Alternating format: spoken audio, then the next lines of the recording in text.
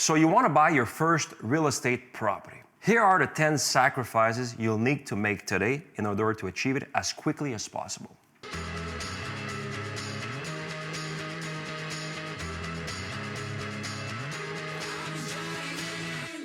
Number one, if your parents are not pushing you away to leave the house and take your own apartment, stick around, stay with your parents. Number one, it's a privilege to stay with your parents. And financially speaking, it also will give you the opportunity to put some money aside for the future down payment that will allow you to buy your first property. Think about it. Number two, if you have no other choices to leave your parents' house and to take your own apartment, don't go straight to the beautiful apartment that's like just been built this recent summer that's extremely expensive.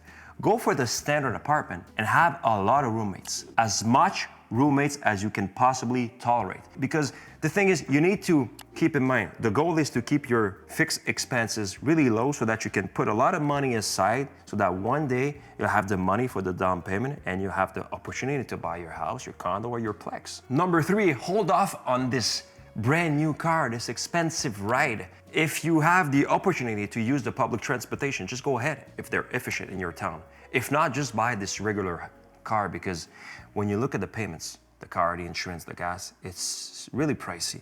And it grabs a great portion of their budget that could have gone for a down payment for your first property. Number four, please avoid those trendy restaurants. You see on Instagram, oh, this place looks so nice with champagne and oyster. Whoa, whoa, whoa, whoa, wait a minute. If you want to have a party, invite your friends over, grab a bottle of wine and have your dinner at home. Avoid those restaurants. They're really pricey and they're ruining your chance of becoming an owner eventually. So just stay home. Don't look at Instagram if it's too tempting, and just have a great dinner with all your friends at home, and it's gonna cost you maybe 20% of what it would have cost you in a restaurant. Number five, hold off on those fancy clothes, those fancy shoes. I see sometimes guys at the gym, on the restaurants, they have like $500 shoes. I'm like, guys, are you millionaires? And if they share with me that they want to buy a problem, I'm like, guys, it's over. No more fancy clothes and fancy shoes, especially if you want to buy your first triplex, your first condo, your first house. You got to make those sacrifices. Come on. Number six, please avoid those fancy trips to Vegas, really pricey Vegas. Or, okay, I'm leaving for 2-3 months in Thailand, Cambodia. They're really nice. But just postpone those trips for a couple of years so that you can put this money aside to buy your property.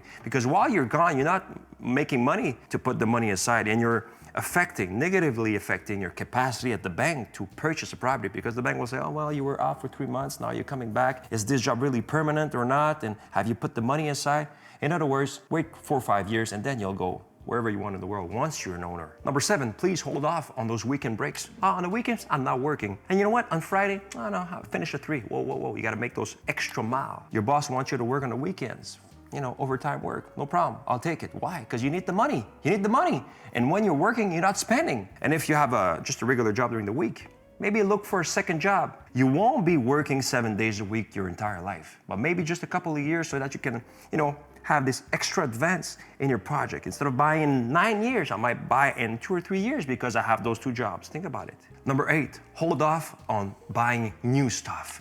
Because most of the time, we think, I need this, I need that. But just try to become the marketplace, Facebook marketplace expert, just like my friend, Jimmy. Whenever he wants to buy some stuff, first question you ask yourself, do I really need it? If not, don't buy it. If you absolutely need to buy it used or just borrow it from a friend. That's it. Stop spending stuff on things you don't need. Number 9, please avoid going to all those expensive shows and events. You go for a 3-day festival that costs like several $100 plus the clothes that you're buying. And on top of that, for those 3 days, you're not working. It's really fun to live your life while I'm spending quality time with my friends, yes. But if your goal is to buy a property, not when you're retiring, but in the next couple of years, you gotta make those sacrifices and say, you know what, I wanna go, but I'll go just in a few years from now so that I can buy my property. Number 10, hold off on buying a new phone, a new iPhone, a new laptop every 2 years. Your laptop and your phone can last for years, 7, 8, 10 years if you want. Because people will say, you know what, well, I really need that new computer. No, you don't need it. You don't need a new phone. Well, it's included in my plan. It's not included. You're paying your plan. If you're paying like 80, 90, $100 a month, well, it's definitely included. And by the way, if you buy your phone and then you have a cell phone plan and it's like $70, $80, $100 a month, please shop around. Try to find a company that will give you maybe $30 a month, $40 a month. Try to save the money, because that money will go directly in the fund to buy your next home. talking about buying your next home or selling your next home. If you need my help, my team and I were there to help. Just shoot us an email. We'll schedule a face-to-face meeting or a Zoom, and we'll guide you from A to Z so that your transition is as smooth as possible. And if you like those kinds of videos, stick around because I got more coming up. Take care.